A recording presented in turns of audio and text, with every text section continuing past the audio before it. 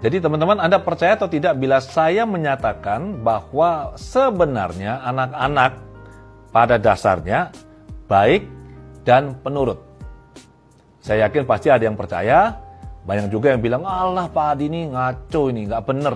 Buktinya tuh anak teman saya tuh nggak nurut. Atau anaknya Anda sendiri tidak nurut. Apakah benar seperti ini?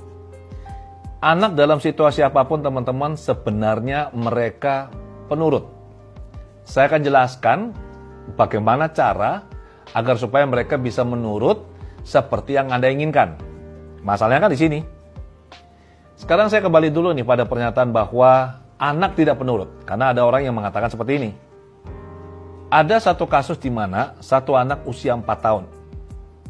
Sebut saja namanya Budi. Ini kalau makan itu senangnya dikemu. Makanannya ada di mulut, tidak dikunyah, tidak ditelan.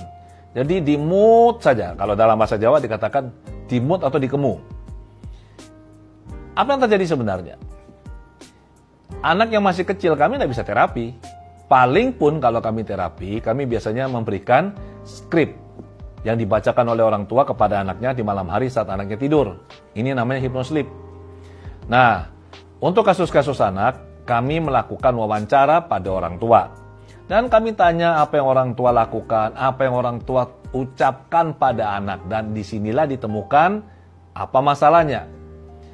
Jadi kenapa ini si Budi yang 4 tahun ini kalau makan dikemu, dimut ya lama sekali. Bisa berjam-jam kalau makan. Dan ini membuat tidak hanya anaknya, ibunya juga frustrasi. Setelah dilakukan wawancara, akhirnya diketahui. Jadi papanya si Budi ini kerja di luar kota. Dan papanya yang namanya seorang ayah pasti kangen dong sama anaknya. Nah, anaknya dipanggil nih, ditelepon. Jadi, setiap kali si ayah ini, si papa ini mau mengakhiri komunikasi dengan si anak, papanya selalu berpesan kepada anaknya. Dan ini sesuatu yang sangat baik. Pesannya apa? Papanya memanggil si anak ini, si Budi dengan nama Mas.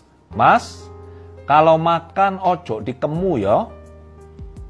Dan ini setiap kali bapaknya telepon, selalu diakhiri dengan Mas, kalau makan jangan dikemu, jangan dimut.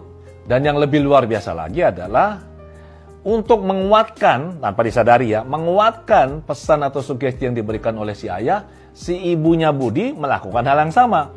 Setiap kali memberi makan anaknya, selalu dikatakan begini, Mas, kalau makan jangan dikemu. Yang terjadi adalah si Budi ini makannya lama sekali dan justru dikemu sama si Budi. Nah, kok bisa seperti ini? Orang tua kan bilang jangan dikemu. Sementara si anak makannya lama, dikemu. Salahnya di mana? Dalam memahami fungsi atau cara kerja pikiran, ada satu kondisi yang disebut dengan farsing. Farsing ini adalah kecenderungan pikiran bawah sadar saat seseorang dalam kondisi trans untuk menolak kata-kata yang sifatnya negasi. Jangan. Tidak. Ini dua kata yang paling sering kita gunakan. Jadi apabila seorang anak dalam usia yang sangat muda, mereka sebenarnya dalam kondisi trans atau kondisi hipnosis. Mayoritas. Ya, di bawah 3 tahun malah pikiran sadarnya belum bekerja. Jadi kalau orang tua bilang, nah jangan dikemu, sesuai dengan farsing, prinsip farsing, anak atau pikiran bawah sadar anak akan mengabaikan, cenderung ya, mengabaikan kata tidak dan jangan.